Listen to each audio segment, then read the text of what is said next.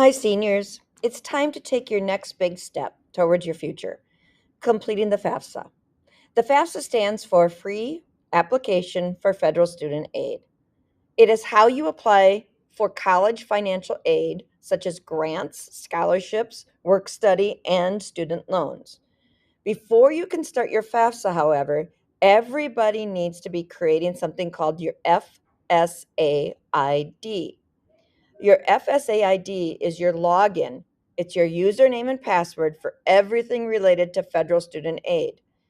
Let's walk through how to create your FSA ID and fill out your FAFSA.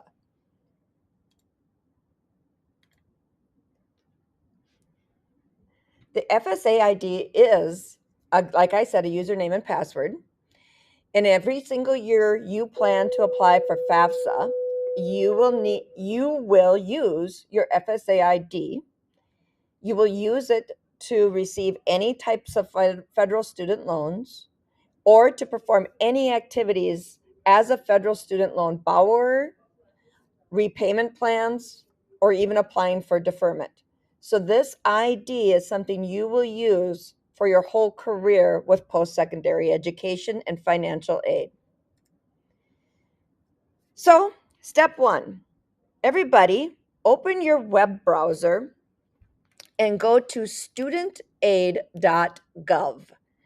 studentaid.gov. Once you are there, you will see Federal Student Aid homepage. In the top right corner, you will see Create Account. Click Create Account. That will bring you to a white page where it's create the account page and where you will choose Get Started. Once you are on the next page to create an account, you can see across the top of your page, you will go through a series of 7 steps. You will give personal information, create your account information, contact information, communication preferences, challenge questions, confirm and verify, and enable a 2-step verification. This is a highly secured site due to it being connected to monies coming from state and federal agencies. So let's get started.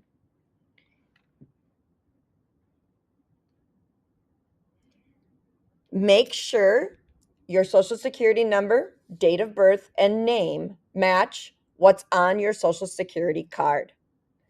You must have a social security number to create an FSA ID. Make sure when it comes to your email section, you are using your personal email, not the school email.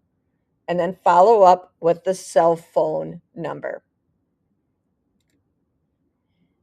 Also, because of what you are doing right now, creating your FSA ID, I want you to be aware that this is the same process for your parents to create the ID as well.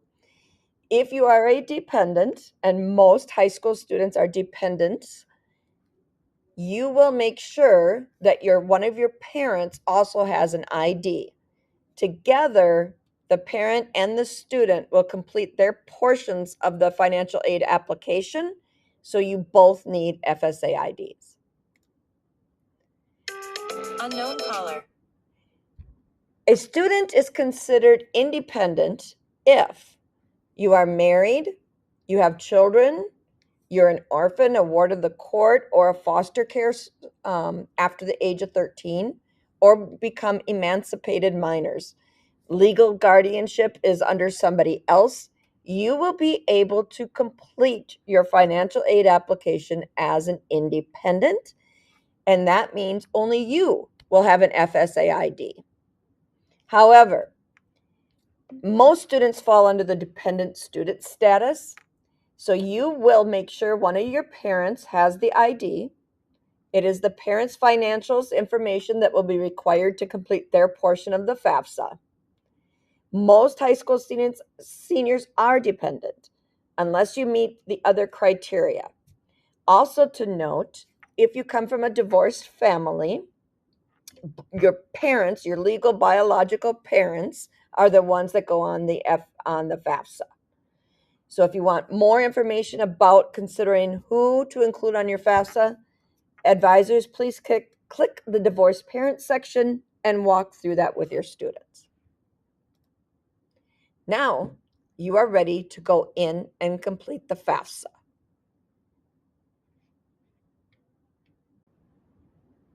Hi, students. So now you have your FSAID completed, and it is time to fill out your FAFSA form. We have a demonstration site we can use to help students understand all the steps in the FAFSA, and that is what you are seeing right now. When you go into fafsa.gov and choose to apply for your FAFSA, you're applying for 26-27 school year. And the first thing they're going to have you do is log in using your FSA ID username and password. And once you do so, you end up with the 26-27 FAFSA form now available. You then choose Start New Form, and then it's asking if you're the student or the parent. You will have a series of 4 pages that include information and videos to help you with your FAFSA. Remember that a FAFSA is the form you use to apply for grants and scholarships, work study funds, loans for college, career school, or graduate school. What you will need for your FAFSA are things like tax returns, records of child support received, your current balance of cash savings and checking, and net worth of your investments in businesses and or farms. As you go through each of the videos, you will end up also on a page called Contributors. Contributors are the persons willing to share their information to determine your financial need to get financial aid. This is your parents, your spouse, or a guardian. We will go further to determine if you don't need a contributor. What to expect? Every contributor must provide consent and approval for you to be eligible for federal student aid. And with your consent and approval, then we can obtain the federal tax information automatically from the IRS.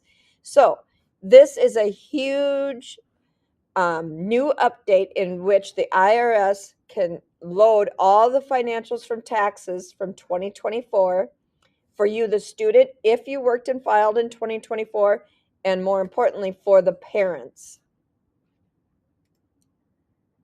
After you submit your FAFSA, what will happen is you will have it proceed, and usually it's done within up to 3 days. You will get a SAAI, a Student Aid Index. It means it's a certain number that the colleges will get to determine your federal student aid eligibility. It is an index number. It's not a financial number. And then the schools will get your SAI, and they will create the financial aid offer you will get, and for all the schools you've listed on your FAFSA. Then let's start the form. So advisors in Park Connections, as we move along this information, feel free to pause the video where necessary. So when you hit this screen, everything that you created with your FSAID will self-populate. You want to make sure everything in here is correct. Then you hit continue. Then on this example, because this is a demonstration, the state of residence says New York. You will choose Minnesota. You will then say, well, I moved to Minnesota when I was 2 or whatever, or I was born here in Minnesota. If you're born here in Minnesota, you put the date, the month, and the year you were born. I think like that. and then you hit continue. But if you were not born here, go ahead and put the date you moved to Minnesota. Again, this is reminding everybody it's a prototype. And then you're accepting that if you've got information to go between the taxpayer information and your FAFSA, you're allowing it to happen. Okay? So it's just all the details about my disclosure of all of my information for financials. By consenting and providing your approval, you further understand what it means. Written consent, federal taxes with the IRS. By accepting below, I consent electronically to use my studentaid.gov account username and password as my signature and certify under penalty of perjury under the law of the United States that the foregoing is all true and correct. So you are making a statement that everything I'm putting into FAFSA is true and accurate. You click approve. They will securely import your information if there's information between the IRS and FAFSA. And it's this, you should get a success window. Then you hit continue. And now it goes into personal circumstances. We need to collect information from people depending on the answers to let them know where things sit in your financial status. So you let them know I'm single. Let them know that this is going to be the first year of college. You're a freshman. And you do not have a current bachelor's degree. Student personal circumstances. So these circumstances help determine dependency. And if you can answer yes to any of these, it will mark you as an independent, and you will continue to complete the FAFSA only with your information and only sign off with your FSA ID. Most of our students, none of this applies, so you will choose none of this applies.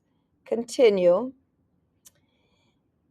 If a student has been homeless anytime on or after July 1st, and the student was an unaccompanied or homeless, self-supporting, or at risk of being homeless, you should answer appropriately. If yes, again, the school will have to vouch or social services will vouch that you have been in this situation, and then you can complete your FAFSA as an independent student. Student under unusual circumstances.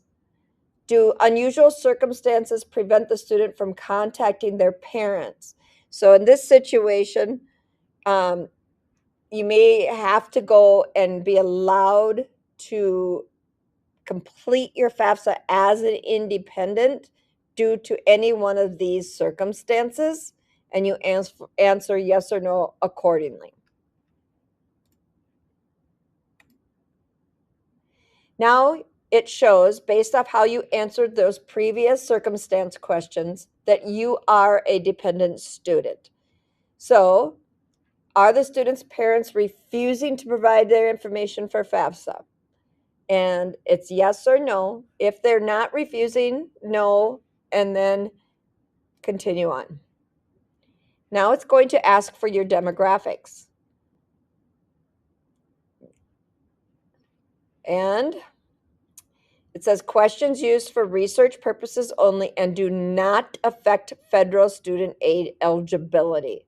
So you simply do it for research. So you choose.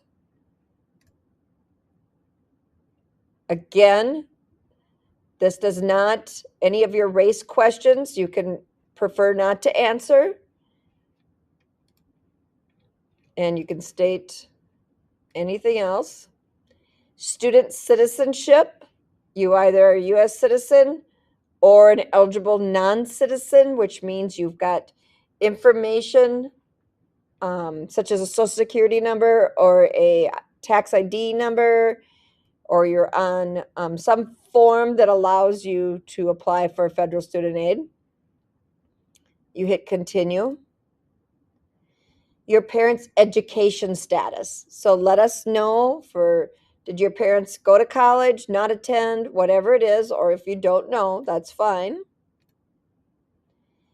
Were any of your parents killed in the line of duty? And I really hope not. So let's just say accordingly. Students, high school completion. You will all be graduating, so you have a high school diploma. Now, from what high school? This is where you will put in that you're from Minnesota and the city. Because I'm on a demonstration site, I'm not going to be able to put our city in. So you will put St. Louis Park, Minnesota, and usually it's spelled ST space LOUIS Park High School. And then you'll click search,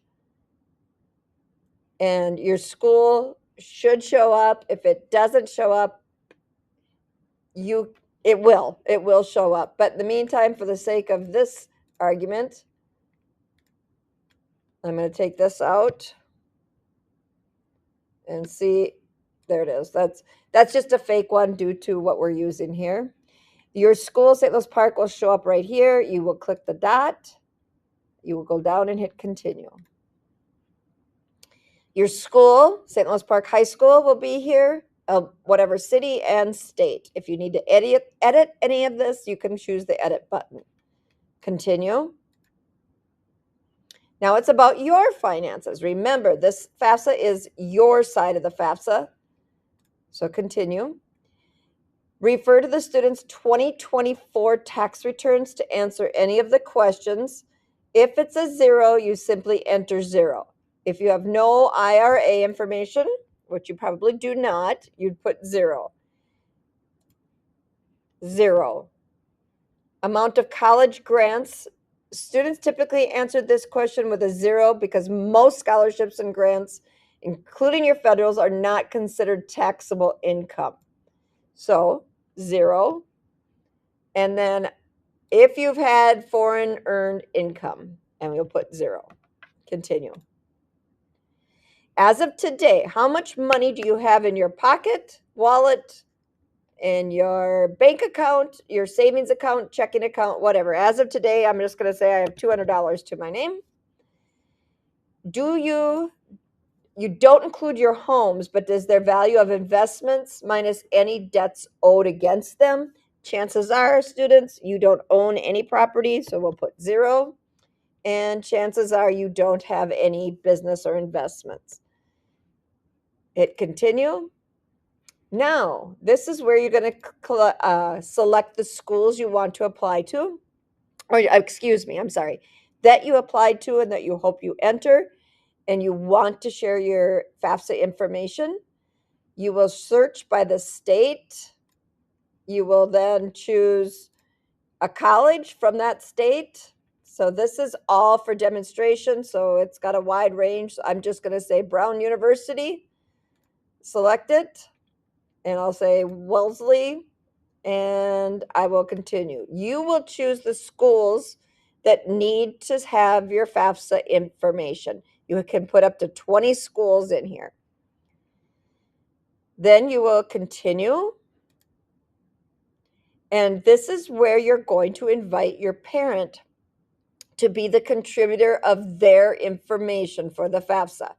You must invite a legal parent, a biological or adoptive parent as determined by the state. Step parents and other types of guardians do not count unless they have legally adopted the student. Again, just to remind everybody, it's going to be your parents.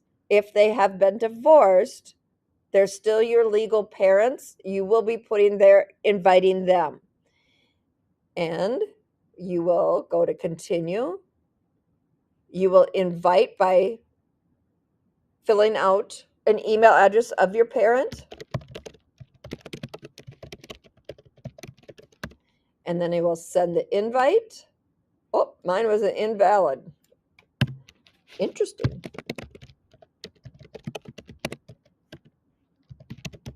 Let's see if we try it again.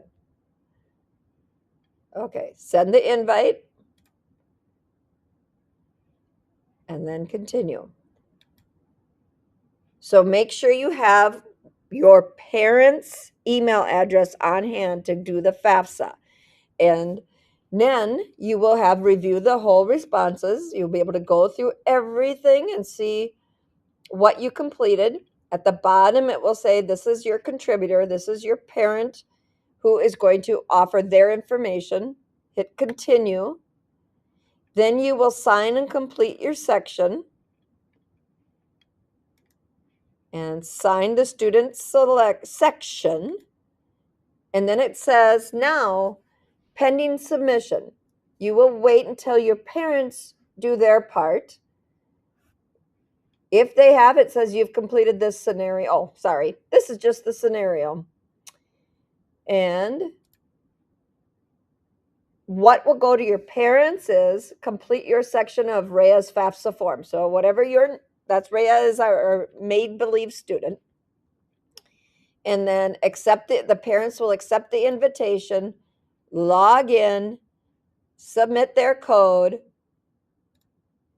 and then they will be going through their portions of the FAFSA for the parents. When the parents are done with their information, they will also get to that last page in which they will see everything that's been put in by the student. They will provide so that the taxes could be read between the IRS and FAFSA. Same thing that the student went through. Now, this is everything the parent will do. And then it will go through the demographics of the parent.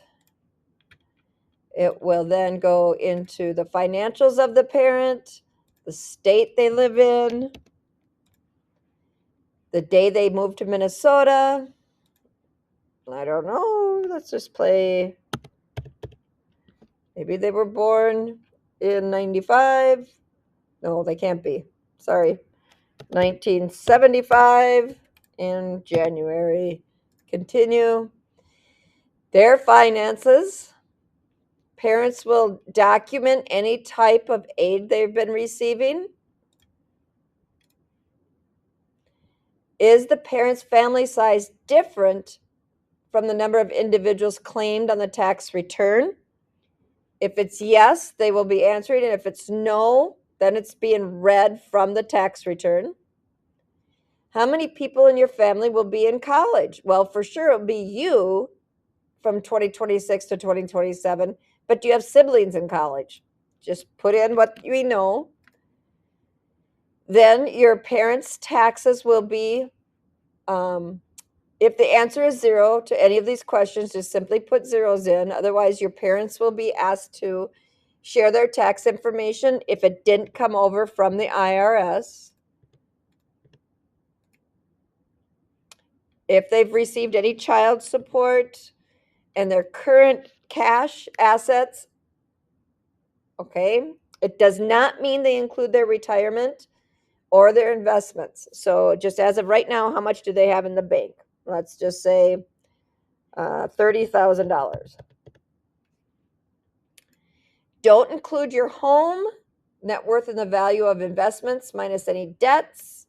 So I've got some debts out there. Let's say I owe $10,000, and because I owe $10,000, this is $20,000. And the net worth of their business, they don't own their business or invest in farms. And then a contributor is anyone who's required to provide information on the student's FAFSA. And you can invite your spouse to be their part of the contributor.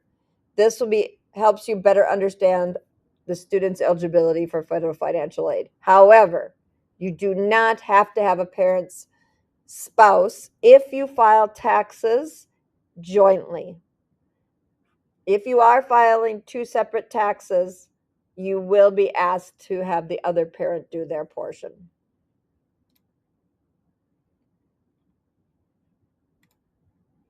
And again, send the invite, valid. You won't be doing this part anyway, but we'll just go through it. Send the invite, send the invite, continue. Everything is there, continue. Summary, accept it, sign. And now the parent section is complete. And manage invitations, we're done. Everything else has been set.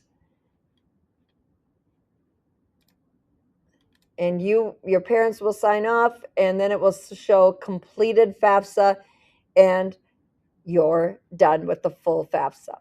Now keep in mind, parents get invited. So the last part of this video was all parents doing their side of the work. Once both you and your parents have signed off on the FAFSA, it will then go off to the government, create your SAI, and then your colleges will be able to start sending award letters once they've accepted you. You can track FAFSA forms if you want. So these were our made up prototypes. And if anybody has any questions, please reach out. Kara Mueller, mueller.kara@slpschools.org. Have a great day.